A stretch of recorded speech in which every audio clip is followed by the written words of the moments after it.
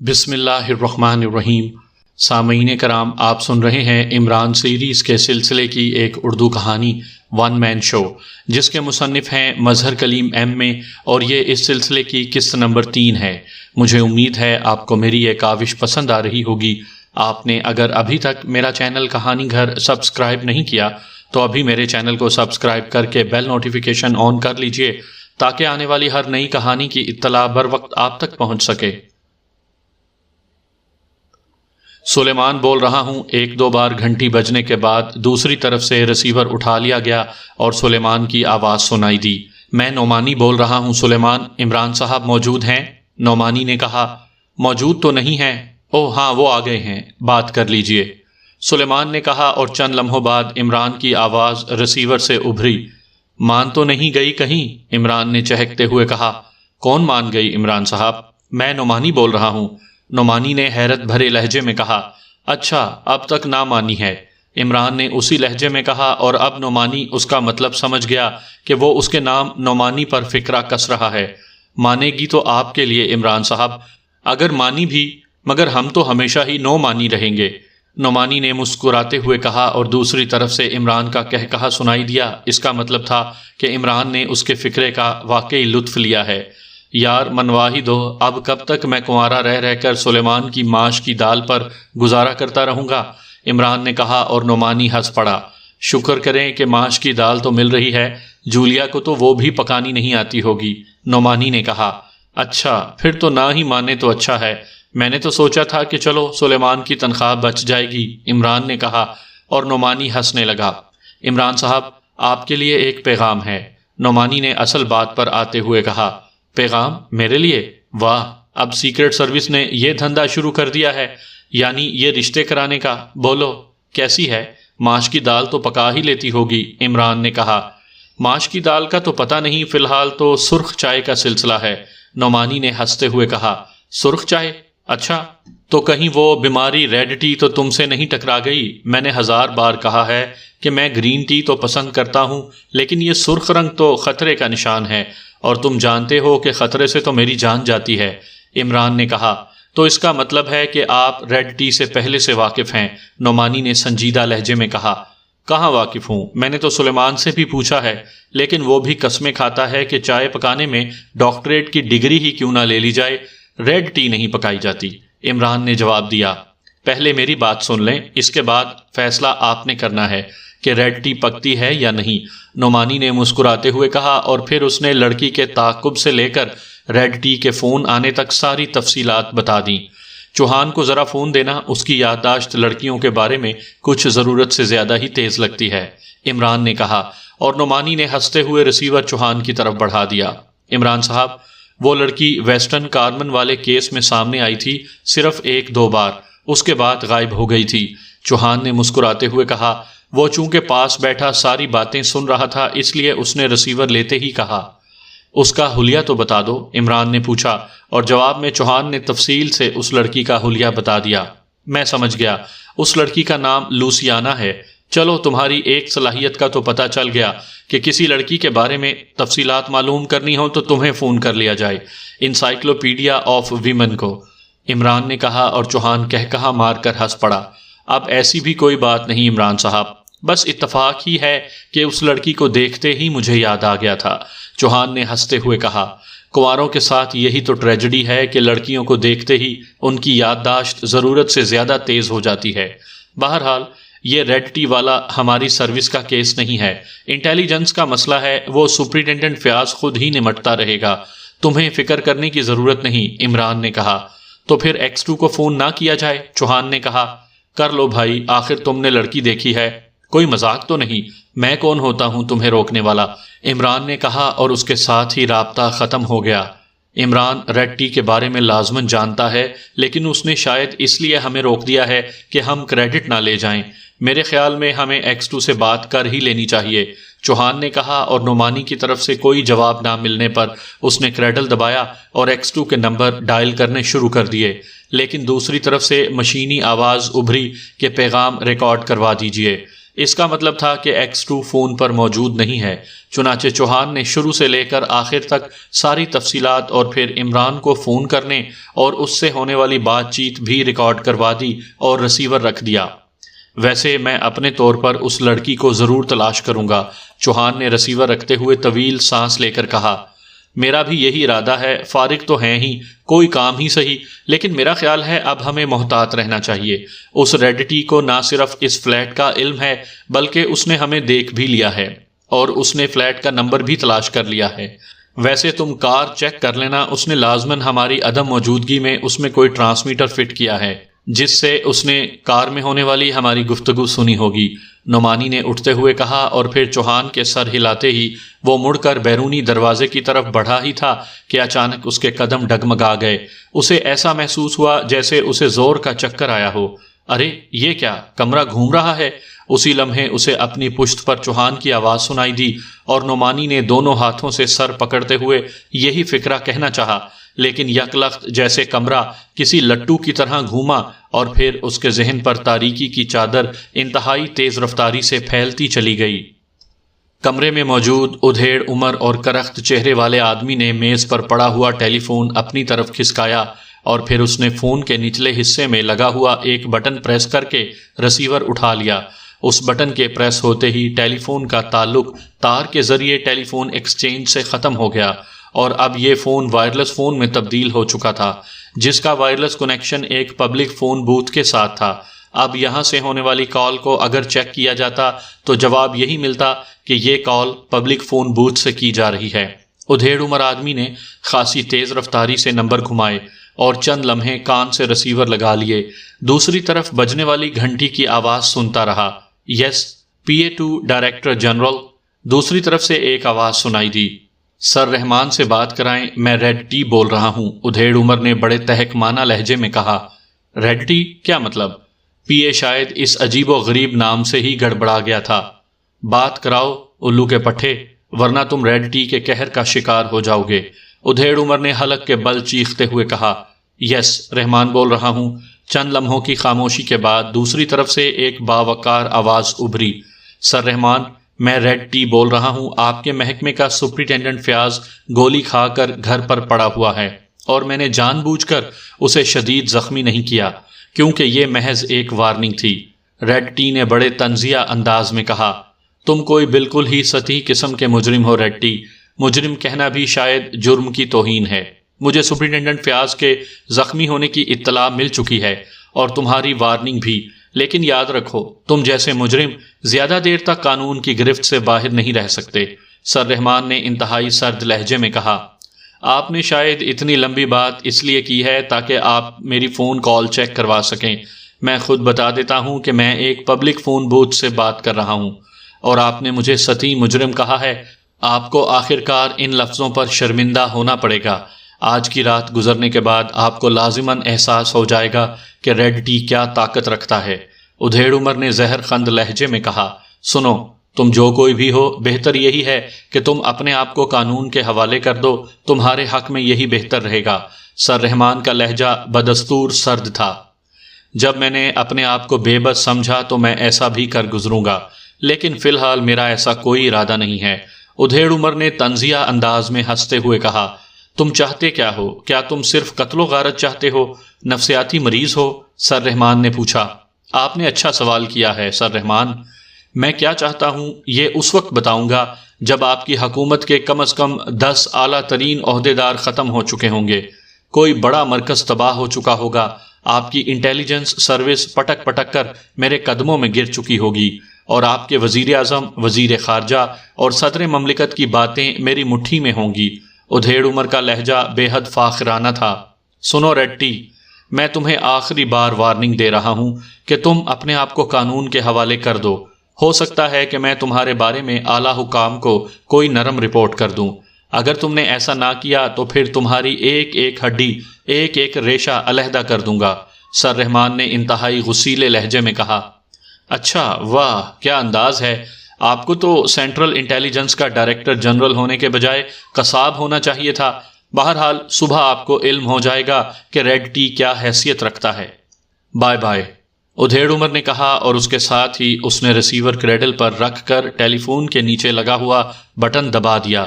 دوسرے لمحے دروازہ کھلا اور ایک نوجوان بڑے مؤدبانہ انداز میں اندر داخل ہوا۔ یس باس، نوجوان نے اندر آتے ہی جھک کر کہا۔ جیگر کو بلاؤ، ادھیڑ عمر نے کرخت لہجے میں کہا۔ یس باس، نوجوان نے کہا اور مڑ کر واپس چلا گیا۔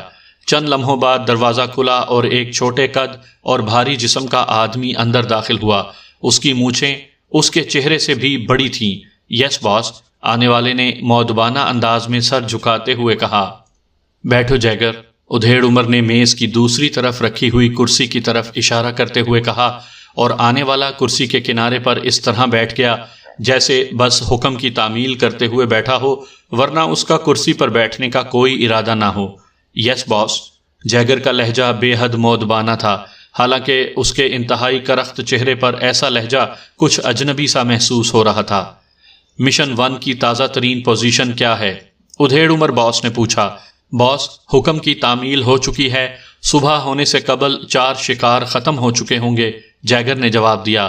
کیا تم تمام انتظامات سے پوری طرح مطمئن ہو؟ باس کا لہجہ بے حد سرد ہو گیا۔ یس باس، میں قطعی مطمئن ہوں، جیگر نے با اعتماد لہجے میں کہا۔ ٹھیک ہے، لیکن پھر بتا دوں کہ اگر ایک بھی ٹارگٹ ناکام رہا تو تم اپنے پورے گروپ سمیت زندہ زمین میں دفن ہو جاؤ گے، باس نے انتہائی کرخت لہجے میں کہا۔ میں سمجھتا ہوں باس، جیگر کا لہجہ نمایاں طور پر کانپ گیا۔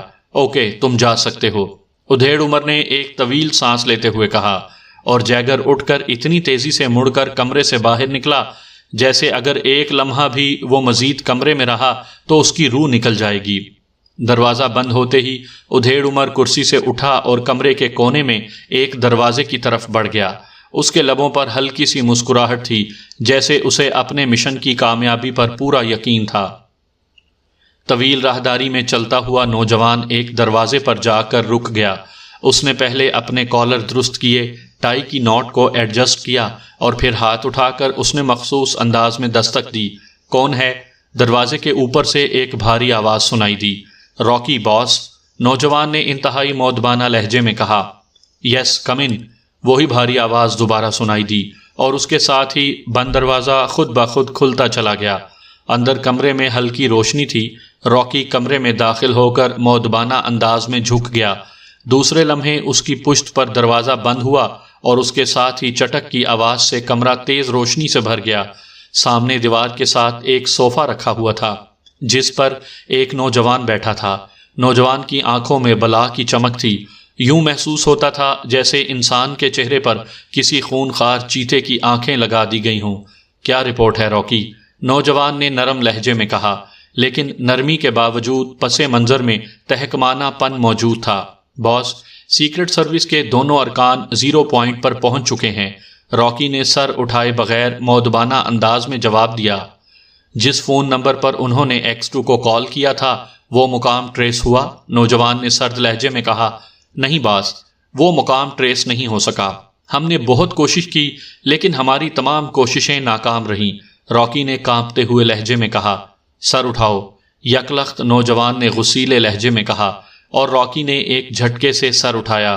پھر جیسے ہی اس کی نظریں نوجوان کی آنکھوں سے ملیں، اس کے جسم کو ایک زوردار جھٹکا لگا، اور دوسرے لمحے وہ پورے جسم سے بری طرح کانپنے لگا۔ باس، رحم کیجئے باس، ہم نے پوری کوشش کی باس، نوجوان نے انتہائی خوف زدہ لہجے میں ہکلاتے ہوئے کہا، اور باس نے ایک جھٹکے سے اپنا چہرہ ایک طرف ہٹا لیا۔ چند لمحوں بعد اس نے چہرہ دوبارہ راکی کی طرف کیا تو اس کی آنکھیں عام انسانوں جیسی تھیں۔ بیٹھ جاؤ، باس نے نرم لہجے میں کہا، اور کانپتا ہوا راکی آگے بڑھا اور باس کے سامنے رکھے ہوئے صوفے پر مؤدبانہ انداز میں بیٹھ گیا۔ اس کے چہرے پر شدید خوف کے تاثرات بدستور موجود تھے۔ میں نے چیک کر لیا ہے، تم نے واقعی اپنی طرف سے پوری کوشش کی ہے، اس لیے تم زندہ بھی بچ گئے ہو۔ اگر تم سے معمولی سی بھی کوتاہی ہو جاتی تو تم جانتے ہو ریڈ ٹی کی لغت میں رحم اور معافی کے الفاظ موجود نہیں ہیں، باس نے کہا۔ میں جانتا ہوں باس، راکی نے سر ہلاتے ہوئے جواب دیا، لیکن یہ ناکامی کیوں ہوئی؟ کیا ہمارے پاس کال ٹریس کرنے کی جدید ترین مشینری نہیں ہے؟ کیا ہماری مشینری خراب ہو چکی ہے؟ حالانکہ وہ فون بھی موجود ہے اور اس پر بات بھی ہوئی ہے، باس نے تیز لہجے میں کہا۔ یہی بات تو میری سمجھ میں نہیں آ رہی باس. ہو سکتا ہے اس کے لیے کوئی ایسا جدید ترین انتظام کیا گیا ہو جسے ہماری مشینری چیک نہ کر پا رہی ہو. راکی نے جواب دیا. اچھا ٹھیک ہے، میں خود اسے چیک کر لوں گا. تم یہ بتاؤ کہ ان دو کے علاوہ اور کسی ممبر کا پتہ چلا؟ باس نے پوچھا. نہیں باس، فی الحال تو پتہ نہیں چل رہا. ان دونوں کا بھی بس اتفاق سے پتہ چل گیا تھا جب انہوں نے کھانا کھانے کے دوران X2 کا نام لیا تھا. پھر آپ کے حکم کے مطابق ان کی چیکنگ کے لیے ڈرامہ کھیلا گیا اور اس طرح ان کی کارکردگی بھی ظاہر ہو گئی کہ یہ واقعی سیکرٹ سروس کے ممبر ہیں، عام آدمی نہیں ہیں. اس کے بعد ان کی کار میں ہونے والی گفتگو اور پھر فلیٹ میں ہونے والی گفتگو سے ساری بات سامنے آ گئی. میری تجویز ہے کہ ان دونوں سے مزید ممبرز کا پتہ چلایا جا سکتا ہے. راکی نے جواب دیا. کیا تم چاہتے ہو کہ ان پر تشدد کیا جائے؟ نوجوان نے کہا. ظاہر ہے باس، اس کے علاوہ یہ کیسے بتائیں گے؟ یہ عام آدمی نہیں ہیں، سیکرٹ سروس کے منجھے ہوئے رکن ہیں. راکی نے سر ہلاتے ہوئے جواب دیا. ہاں تمہاری بات درست ہے، لیکن ایسا اس وقت ہونا چاہیے جب اس کے سوا اور کوئی چارہ کار نہ رہے، اور مجھے یقین ہے کہ ایسا کرنے کی ضرورت پیش نہیں آئے گی. باس نے ہونٹ بھینچتے ہوئے کہا. ٹھیک ہے سر. راکی نے فوراً ہی اس کی تائید کرتے ہوئے کہا. عمران کی نگرانی کی کیا رپورٹ ہے؟ اس نے چند لمحے خاموش رہنے کے بعد پوچھا.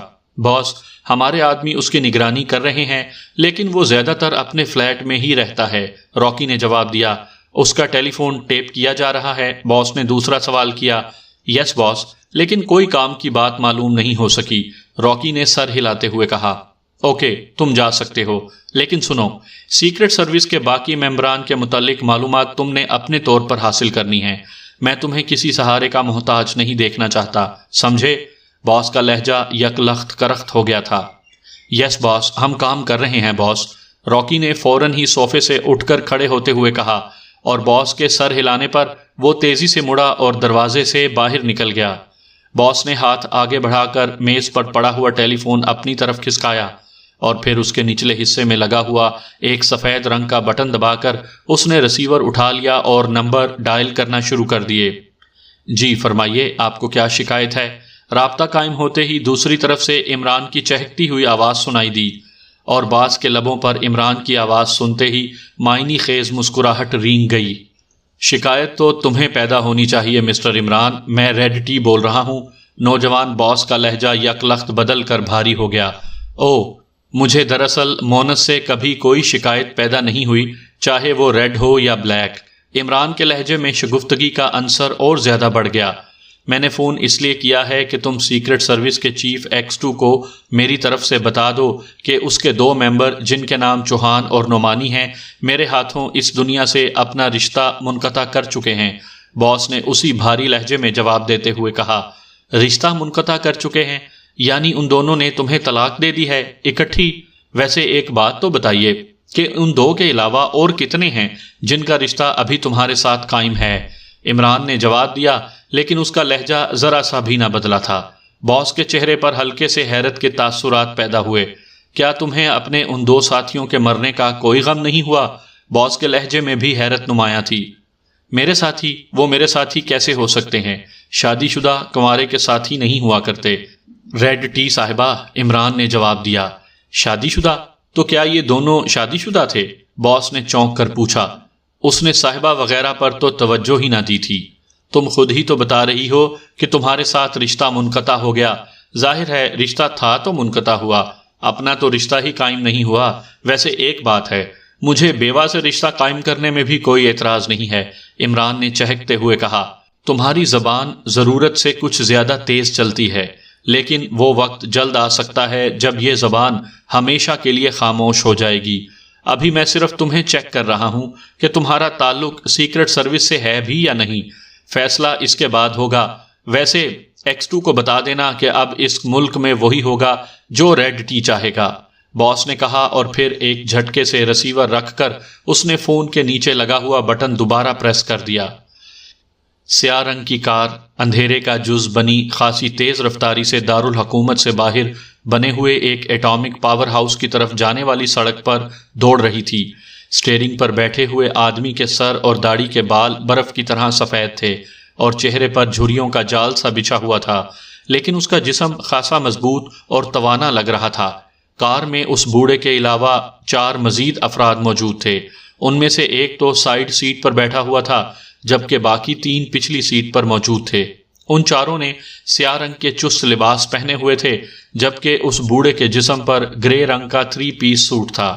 تم پوری طرح تیار ہو مارٹن؟ بوڑھے نے بھاری آواز میں ساتھ بیٹھے ہوئے نوجوان سے پوچھا۔ یس باس، ہم پوری طرح تیار ہیں، مارٹن نے انتہائی مؤدبانہ لہجے میں جواب دیتے ہوئے کہا۔ پاور ہاؤس کا حفاظتی نظام چیک کر لیا ہے؟ بوڑھے باس نے پوچھا۔ یس باس، میرے پاس اس حفاظتی نظام کی مکمل تفصیلات موجود ہیں اور میں نے اپنا منصوبہ ان معلومات کے مطابق ترتیب دیا ہے، مارٹن نے جواب دیا۔ ناکامی کے کتنے فیصد امکانات ہیں؟ بوڑھے نے سخت لہجے میں پوچھا۔ 1% بھی نہیں باس، مارٹن نے فوراً ہی جواب دیا۔ گڈ، مجھے اسی جواب کی توقع تھی، بوڑھے نے نرم لہجے میں کہا، اور پھر اس نے ایک موڑ کاٹتے ہی کار کی رفتار آہستہ کر دی، کیونکہ دور سے چمکتی ہوئی روشنیاں ظاہر کر رہی تھیں کہ ایٹامک پاور ہاؤس قریب آ چکا ہے، اور روشنیوں کا پھیلاؤ بتا رہا تھا کہ یہ بجلی گھر خاصے وسیع رقبے میں پھیلا ہوا ہے۔ بوڑھے باس نے 1 فرلانگ اور کار آگے بڑھانے کے بعد اسے یکلخت دائیں طرف موڑتے ہوئے ایک کچے راستے پر اتار دیا، اور کار ہچکولے کھاتی ہوئی آگے بڑھتی چلی گئی۔ کار کی تمام بتیاں بجھی ہوئی تھیں، اس لیے گہرے اندھیرے میں بس وہ حرکت کرتا ہوا ایک سایہ ہی محسوس ہو رہی تھی۔ کافی آگے جانے کے بعد بوڑھے نے کار ایک بار پھر موڑی، اور اب کار کا رخ بجلی گھر کی طرف تھا۔ یہ بجلی گھر کی سائٹ تھی۔ کچھ دور جانے کے بعد بوڑھے نے کار روک دی اور دروازہ کھول کر نیچے اتر آیا۔ باقی افراد بھی تیزی سے کار سے باہر آ گئے۔ تمہیں معلوم ہے مارٹن کہ تم نے کیا کرنا ہے؟ بوڑھے نے مارٹن سے مخاطب ہو کر پوچھا۔ یس باس، آپ کے احکامات کے مطابق ہم نے صرف پاور ہاؤس کا مغربی حصہ تباہ کرنا ہے اور ریڈ ٹی کے مخصوص کارڈ وہاں پھینک کر واپس آ جانا ہے، مارٹن نے سر ہلاتے ہوئے جواب دیا۔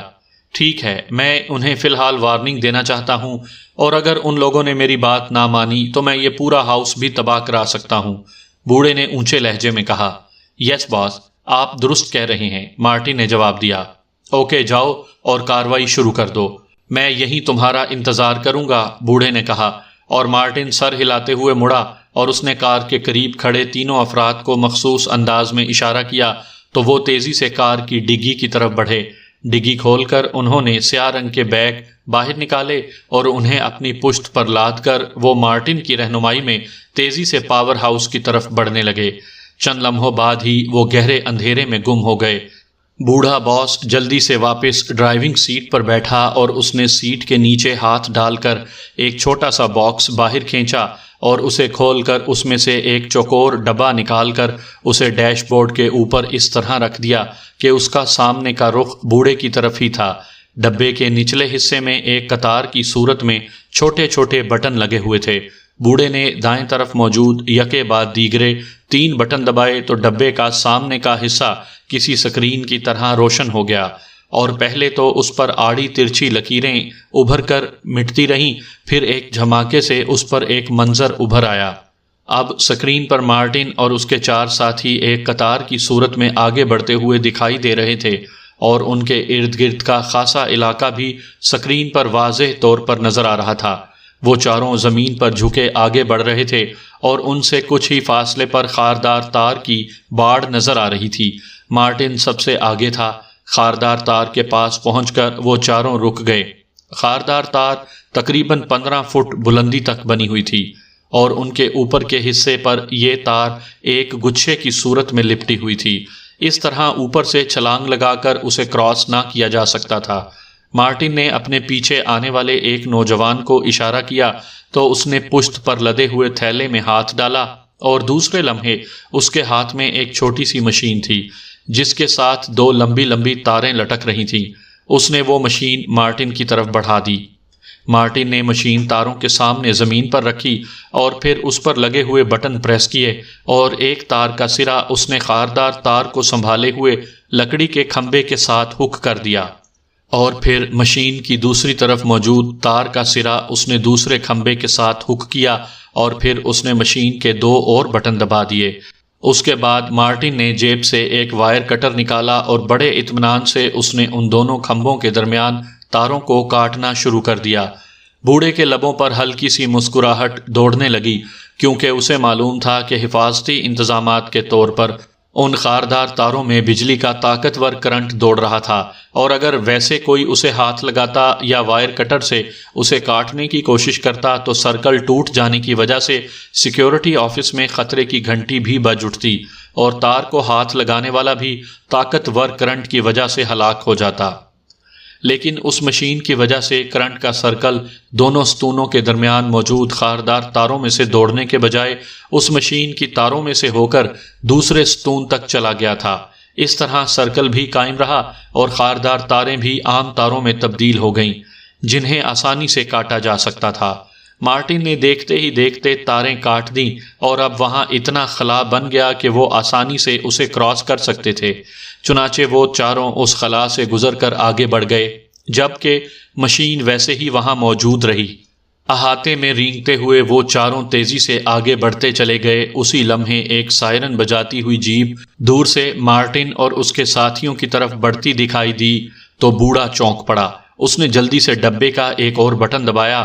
مارٹن، ہوشیار ہو جاؤ، ایک جیپ بائیں طرف سے تمہاری طرف آ رہی ہے، بوڑھے نے تیز لہجے میں کہا۔ یس باس، میں نے چیک کر لیا ہے، یہ ان کا معمول کا راؤنڈ ہے، آپ دیکھیں میں کیا کرتا ہوں۔ مارٹن کی آواز ڈبے سے سنائی دی، اور اس کے ساتھ ہی وہ چاروں زمین کے ساتھ جیسے چپک سے گئے ہوں۔ جیپ خاصی تیز رفتاری سے اسی طرف آ رہی تھی جہاں یہ چاروں موجود تھے۔ اس کی ہیڈ لائٹس روشن تھیں اور جیپ کے اوپر نیلے رنگ کی موونگ لائٹ جل رہی تھی۔ بوڑھا باس خاموش بیٹھا دیکھ رہا تھا، اور پھر جیسے ہی وہ جیپ مارٹن اور اس کے ساتھیوں کے قریب پہنچی، مارٹن یکلخت ہاتھ اٹھائے تیزی سے سڑک کے درمیان میں پہنچ گیا۔ اس کا رخ جیپ کی طرف ہی تھا۔ دوسرے لمحے جیپ کے ٹائر یکلخت چڑچڑائے اور جیپ بالکل مارٹن کے قریب آ کر رک گئی۔ جیپ کے رکتے ہی اس میں سے دو مسلح افراد اچھل کر نیچے آئے، ان کے ہاتھوں میں مشین گنیں تھیں۔ وہ مشین گنیں اٹھائے جیسے ہی مارٹن کی طرف بڑھے، مارٹن کے دو ساتھی یکلخت عقابوں کی طرح اپنی جگہ سے اچھلے اور دونوں مسلح افراد کو چھاپ کر زمین پر گر گئے، جبکہ مارٹن اور اس کا چوتھا ساتھی تیزی سے جیپ میں سوار ہو گئے۔ مارٹن نے ڈرائیور کو دوسری طرف سے نیچے کھینچ لیا اور جیپ میں شاید وہی 3 افراد تھے، کیونکہ مارٹن کا چوتھا ساتھی جو جیپ پر چڑھا تو تیزی سے باہر آ گیا۔ مسلح افراد اور ڈرائیور صرف چند لمحے مارٹن اور اس کے ساتھیوں کے ساتھ گتھم گتھا ہوتے نظر آئے، پھر وہ ساکت ہو گئے۔ مارٹن اور اس کے ساتھیوں نے انتہائی تیز رفتاری سے ان تینوں کو اٹھایا اور سڑک کی سائڈ پر لے آئے۔ پھر انہوں نے ان کی یونیفارم اتارنی شروع کر دی، اور پھر دیکھتے ہی دیکھتے مارٹن اور اس کے 2 ساتھیوں نے یونیفارم پہن لی، اور سر پر ٹوپیاں جما کر وہ چاروں تیزی سے جیپ میں سوار ہوئے۔ دوسرے لمحے جیپ مڑی اور تیزی سے پاور ہاؤس کے مغربی حصے کی جانب بڑھنے لگی۔ پاور ہاؤس کا مغربی حصہ مین پاور ہاؤس سے قدرے ہٹ کر بنا ہوا تھا۔ اس کا براہ راست تعلق مین پاور ہاؤس سے نہ تھا، بلکہ اس میں ایسی مشینری نصب تھی جو کہ ہنگامی صورتحال میں پاور ہاؤس کو کور کر سکتی تھی۔ جیپ اسی حصے کی طرف بڑھی چلی جا رہی تھی۔ ڈرائیونگ سیٹ پر مارٹن خود موجود تھا، اس کے ساتھ اس کا ایک ساتھی یونیفارم پہنے مشین گن اٹھائے بیٹھا ہوا تھا، جبکہ باقی 2 ساتھی پچھلی سیٹ پر تھے۔ جیپ خاصی تیز رفتاری سے مغربی حصے کی خاصی بڑی عمارت کی طرف بڑھی جا رہی تھی۔ اب اس حصے کے باہر مشین گنوں سے مسلح تقریباً 10 افراد پہرا دے رہے تھے، اور کئی لوگ عمارت سے اندر اور باہر آ جا رہے تھے۔ مارٹن نے جیپ عمارت کے قریب جا کر روکی، اور پھر وہ اپنے ساتھیوں کو اشارہ کرتے ہوئے نیچے اتر آیا۔ اس کے 2 ساتھی نیچے اترے تھے جنہوں نے یونیفارم پہنی ہوئی تھی۔ انہوں نے پشت پر لدے ہوئے تھیلے اب ہاتھ میں پکڑے ہوئے تھے۔ وہ تیز تیز قدم اٹھاتے عمارت کی طرف بڑھنے لگے۔ ان تینوں کی ٹوپیاں ان کی آنکھوں پر جھکی ہوئی تھیں۔ وہ تیز تیز قدم اٹھاتے عمارت میں داخل ہو گئے۔ وہاں پہرے پر موجود افراد نے ان کی طرف توجہ ہی نہ کی تھی۔ مارٹن اور اس کے 2 ساتھی ایک راہداری میں سے گزرتے ہوئے یکلخت ایک دروازے میں مڑ کر داخل ہو گئے۔ یہ ایک بڑا سا ہال تھا جس کے عین درمیان میں ایک بہت بڑی مشین موجود تھی۔ اس مشین نے پورے ہال کو گھیر رکھا تھا۔ اندر داخل ہوتے ہی مارٹن نے یکلخت اپنا ہاتھ اونچا کیا تو اس کے ساتھیوں نے بجلی کی سی تیزی سے ہاتھ میں پکڑے ہوئے تھیلے اس مشین کے عین اوپر اچھال دیے، اور وہ تیزی سے واپس دروازے کی طرف مڑے۔ دوسرے لمحے مشین کے اوپر جیسے بجلیاں سی چمکتی ہیں اس طرح بجلیاں چمکیں اور اس کے ساتھ ہی ایک ہلکا سا دھماکہ ہوا، لیکن یہ ہلکا سا دھماکہ بھی خاصا زوردار تھا، اس لیے پوری عمارت میں یک لخت سائرن بجنے لگے اور ادھر ادھر کمروں سے لوگ نکل نکل کر راہداری میں دوڑنے لگے۔ ادھر جیپ میں بیٹھے ہوئے مارٹن کے تیسرے ساتھی نے یک لخت عمارت سے باہر موجود مسلح افراد پر مشین گن کا فائر کھول دیا اور مسلح افراد یک لخت اچھل اچھل کر نیچے گرنے لگے۔ وہ چونکہ سائرن بجتے ہی عمارت کے اندرونی حصے کی طرف رخ موڑ چکے تھے، اس لیے مارٹن کے ساتھی نے انتہائی آسانی سے انہیں نشانہ بنا لیا تھا۔ پھر مارٹن کے ساتھی نے برآمدے میں طاقتور بم اچھالا اور ایک خوفناک دھماکے سے عمارت کے سامنے والے برآمدے کا ایک حصہ یک لخت بیٹھ گیا۔